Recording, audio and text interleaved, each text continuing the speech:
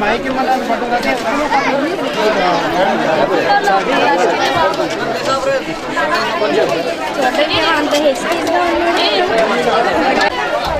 Bucket లేదురా అందుకే నాకు ఎక్కండి చూస్తున్నా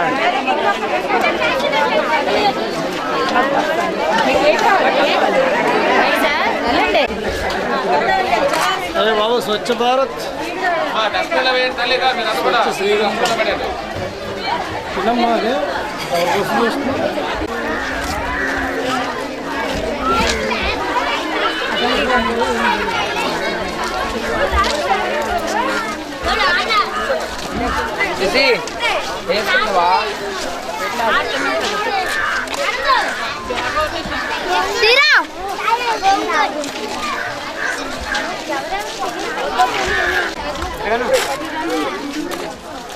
మళ్ళగండి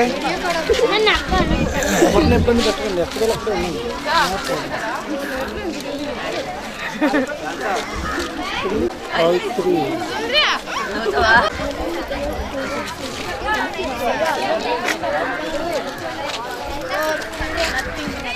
మీరు నలుగురు ఇంకా తింటానే ఉన్నారా?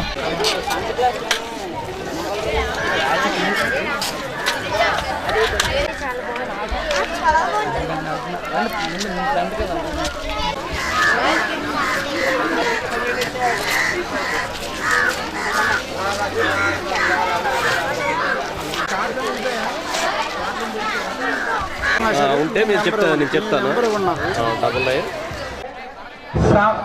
నవ సమాజ నిర్మాణంలో ఉమ్మడి కుటుంబాల పాత్ర.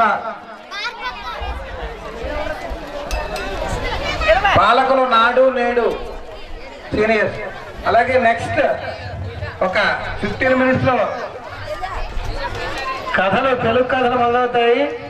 అక్కడ మీకు ఈ పెద్ద డయాస్కి పక్కన లెఫ్ట్ సైడ్ అందరూ రెడీగా ఉండండి. పేర్లు ఇవ్వని వాళ్ళు ఎవరైనా ఉంటే పేర్లు ఇవ్వండి. తెలుగు కథలు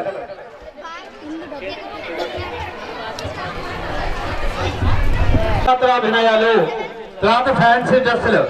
ప్లీజ్ టీచర్స్ అందరూ కూడా వాళ్ళు ఏ షెడ్యూల్లో ఏ పిల్లలు ఉన్నారో వాళ్ళని చూసుకోండి.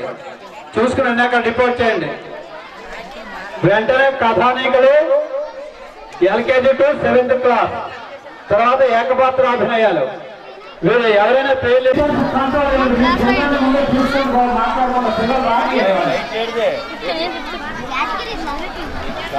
జూనియర్ అటు చూడరా వాసంతం అయ్యా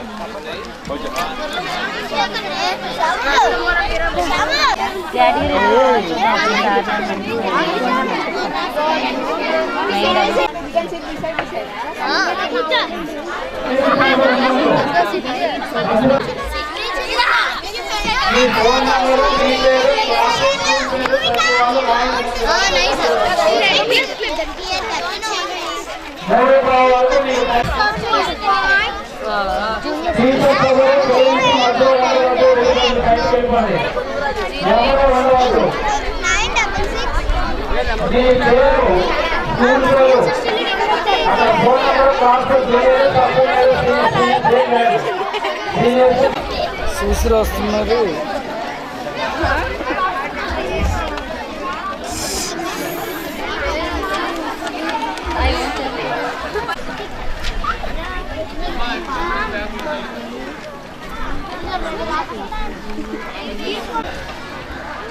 Eight 332 1893 282 1893.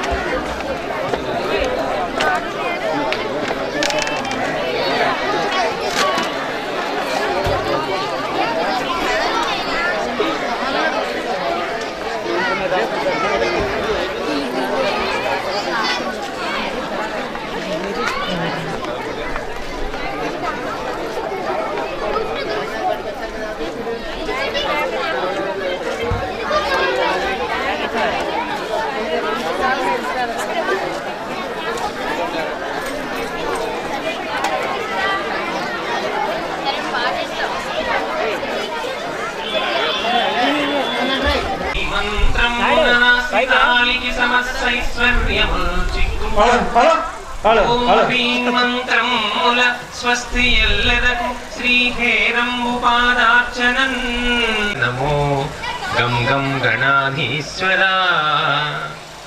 గద్యం చెప్పేటప్పుడు ఆ గద్యం వచన రూపంలో 5 రకాలుగా ఉంటుందని అగ్ని పురాణంలో చెప్పారు.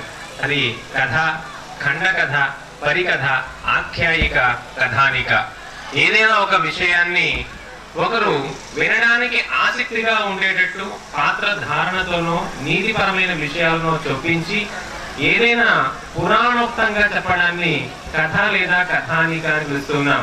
ఈ రోజుల్లో మనం కథ గాని కథానిక గాని రెండు కూడా పర్యాయ పదాలుగా వాడుతున్నాం, కానీ రెండింటికి చాలా తేడా ఉంది. భయానక రసంతో ప్రారంభమై మధ్యలో అద్భుత రసం మనకి కనిపించి చివరికి కరుణ రసంతో ముగిస్తే దాన్ని కథానిక అన్నారు. అలాగే దాన్ని అలా పెంచుకుంటూ వెళ్తే అది నవల రూపాన్ని దాలుస్తుంది. కథ అన్నదానికి పరిమితి ఏమీ లేదు. కథ అన్నది ఎంతైనా ఉండొచ్చు, ఎన్ని పుటలైనా ఉండొచ్చు, ఎన్ని రోజులైనా చెప్పుకోవచ్చు. అలా కాకుండా కథానికి అనుసంగంగా మరొక చిన్న కథ ఉంటే దాన్ని ఉపాఖ్యానం లేదా ఆఖ్యాయిక అని పిలుస్తాం. ప్రస్తుతం మనం చదువుతున్న కథలన్నీ కూడా కథానికలు. అంటే భయానక రసంతోనూ అద్భుత రసంతోనూ ప్రారంభమై మధ్యలో అనుకోని మలుపు మనకు కనిపిస్తుంది, చివరికి కరుణ రసంతో ముగుస్తుంది. అలాంటి కథానికల పోటీ ఈరోజు మనం పెట్టుకున్నాం. మరి సబ్ జూనియర్స్, జూనియర్స్ దాదాపు ఒక 70 మంది విద్యార్థులు మన ముందు వారికి తెలిసిన అద్భుతమైన భాషా చాతుర్యంతో కథలని వినిపించడానికి కుతూహలంగా ఉన్నారు. కాబట్టి మొట్టమొదటి విద్యార్థి జి చరణ్ తేజ, శ్రీ సరస్వతి విద్యా విహార్ ఏ కథ చెప్తారో విందాం సబ్ జూనియర్స్ గ్రూప్ నుండి. నమస్తే, నా పేరు చరణ్ తేజ. నేను చెప్పబోయే కథ అల్లూరి సీతారామరాజు. మన దేశం ఆంగ్లేయులు పరిపాలిస్తున్న కాలంలో ఎంతో మంది దేశభక్తులు వాళ్ళతో పోరాడారు. వాళ్ళలో అల్లూరి సీతారామరాజు ఒకరు.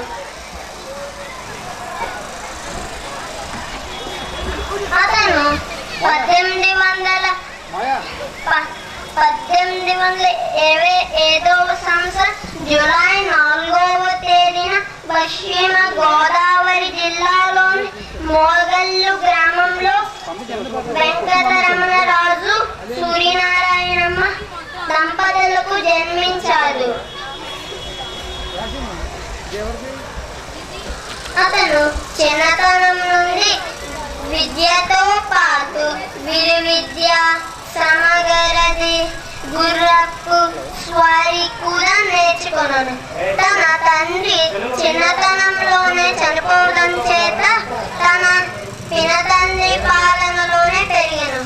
నుంచి కాకినాడలో చదువుకున్నాను. మన అవి ప్రాంతము కృష్ణాదేవిపేట అను విశాఖ జిల్లాలో కలదు. సీతారామరాజు తిరిగి కృష్ణాదేవిపేట చేరాను. అక్కడ ఎన్ కృష్ణ సిద్ధంగా ఉండాలి. అమరావతి ఎం స్కూల్, ఇంగ్లీష్ మీడియం స్కూల్ సిద్ధంగా ఉండాలి ఎన్ కృష్ణ. ఆ తర్వాత లేమశ్రీ కేంబ్రిడ్జ్ పాఠశాల సిద్ధంగా ఉండాలి. కథ శివుడు పార్వతి. ఒకసారి కైలాసంలో పార్వతి శివుడిని అడిగింది, స్వామి ఈ భూలోకంలో మన భక్తుడు ఎవరు గొప్పగా చేస్తాడో మన భూలోకం వెళ్ళి తెలుసుకుని వద్దా అని పార్వతి శివుడిని అడిగింది. అప్పుడు శివుడు సరే వెళ్దాం పదా అని అన్నాడు. అప్పుడు భూలోకంలో 85 ఏళ్ల ముసలాడుగా శివుడు, 50 ఏళ్ల ముసలాడుగా పార్వతి ఒళ్ళో శివుడు పడుకొని, అప్పుడు పార్వతి ఒక శివుడు గుడి దగ్గరికి వెళ్ళి అక్కడ వాళ్ళిద్దరూ అలా యాక్షన్ చేసి అలా పడుకున్నారు. అయితే బంగారు నువ్వు ఈ రోజు ఒకరికి సేవ చేస్తావు అవునా కాదా అంటే, అవును స్వామి నేను ఒక ముసలా నాయన నువ్వు ఈ జన్మలో ఏదైనా తప్పు చేసావా అంటే, నేను రోజు చేస్తూనే ఉంటానమ్మా అంటే, పార్వతి ఏంటి అసలు అని అడిగింది.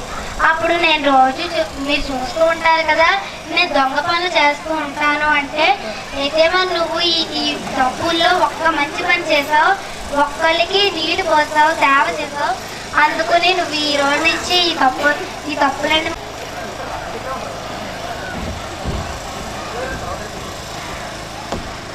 ఎవరిబడి. నా పేరు వంశీకృష్ణ. నేను అమరావతి స్కూల్ 3వ తరగతి చదువుతున్నాను.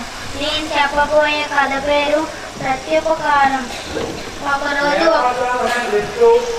ఒకరోజు ఒక సింహం ఎండలో తిరిగి అలసిపోయి ఒక చెట్టు కింద సాధతీరింది. చిట్టెలక ఒకటి చెట్టు కింద చూసుకోకుండా సింహం మీదకి దూకింది. ఆ ఎలక భయపడి అయ్యో నేను అల్ప ప్రాణిని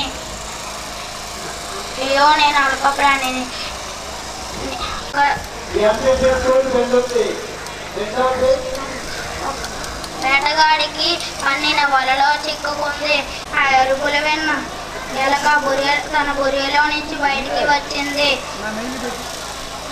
బయటానికి ప్రత్యుపకారం చేసే అవకాశం నాకు కలిగింది అంటూ తన వలతాలను తన వాడి అయిన కోకిలమ్మ సరే అని వెళ్ళిపోయింది. అప్పుడు కాశమ్మ అసలు తెలుసుకుంది. అప్పుడు కుంభవృష్టి ఒక రాత్రి రానే నువ్వు చేస్తూ మా అమ్మ చంపుతావే అమ్మా అబ్బా అమ్మో బాబు పీగినాడు పెడుతున్నాడు. రండి నన్ను చంపేస్తున్నాడే రొకాలు రత్నం రండి అమ్మా. చూసే వదిన మీరు వచ్చినారండి పారిపోయారు. వాడు దిక్కుమాలకు తాడికి నేను సంపాదిస్తున్న డబ్బులంతా పట్టుకెళ్ళిపోతున్నాడు. పోన్లే మొత్తం ఉన్న డబ్బులన్నీ పట్టుకెళ్ళిపోలే నా అదృష్టం.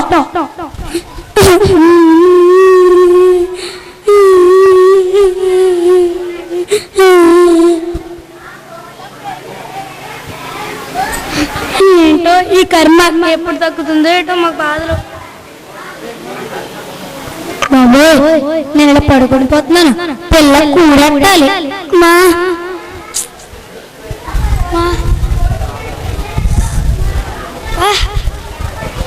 సీను కేజీ బియ్యం పావుకిల పప్పు ఇవ్వయే, ఒక నూనె ప్యాకెట్ కూడా ఇవ్వరు.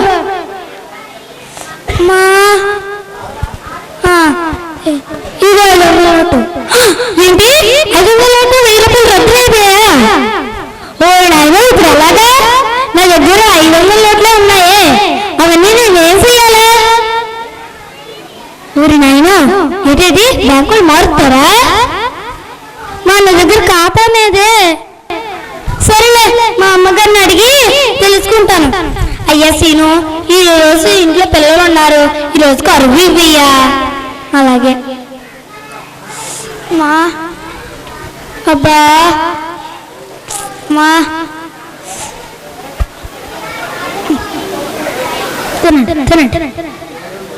నేను పనికి పోతుండా? అమ్మగారు అమ్మగారు ఏంది నేను వెళ్ళి కూలో నుంచోలా?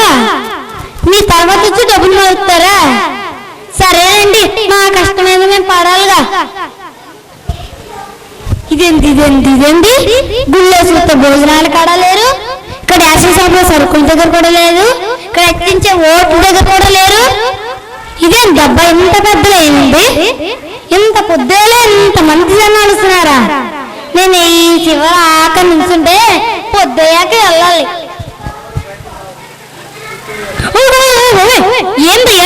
చూస్తున్నావు? ఇక్కడ ఒక మనిషి ఉన్నాడో లేదో అలా చూసుకోకూడదు తెలుసుకున్నావేటి?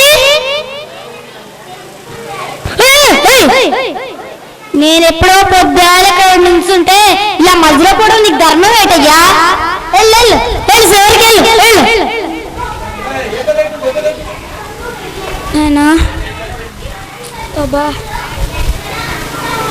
ఎండ ఎక్కువైనది, నీరసం వస్తుంది. ఇక్కడ తాగడం కొంచెం మంచినీటి చొక్క కూడా లేదు బాబా. అదేంటి ఆ ముసలాయన అలా పడిపోతున్నారు? ఎవరు చూడట్లేదేటి? ఈ లైన్ సంగతి దేవుడు నేను వెళ్ళా ఆ ముసలాయన్ని కాపాడాలి. అయ్యయ్యా ఏంటయ్యా తల తిరుగుతుందా? ఇక్కడ కూర్చుండయ్యా, మంచినీళ్ళు తాగుతారేటి? చెప్తానండి బాబు. ఒక వాటర్ బాటిల్ ఇవి ఇదిగోండి అయ్యా, తాగండి. కొంచెం మొహం కడుక్కోండి అయ్యా, తాగండి. అయ్యా లైన్ దగ్గరికి వస్తున్నాక అప్పుడు నేను చెప్తానయ్యా, అప్పుడు రండి అయ్యా. ఏందో ఈ ప్రభుత్వం ఉన్నట్లుండి ఇలా నోట్లన్నీ రద్దు చేసేస్తే ఈ ప్రజలంతా ఎంత బాధపడతారో ఏటో. మొన్నటికి మొన్నే ఇలా లైన్లో నిల్చుని 2 మంది చచ్చిపోయినారట. ఇటువైపు సిల్లర్ లేక మా లాంటి వాళ్ళకి ఇంత నుంచి అక్కడికి వెళ్తే బ్యాంకు వాళ్ళు 2000 ఇస్తున్నారు. మా లాంటి వాళ్ళకి సిల్లర్ ఎవరు ఇస్తారు? ఇటువైపు సిల్లర్ లేక ఇటు సరుకులు లేక మా కూడెట్ట దొరుకుతుంది? పిల్లల గతేం గాను మా గతేం గాను రోజంతా ఎట్ట కొడుతుంది ఏటో. లైన్ దగ్గరకు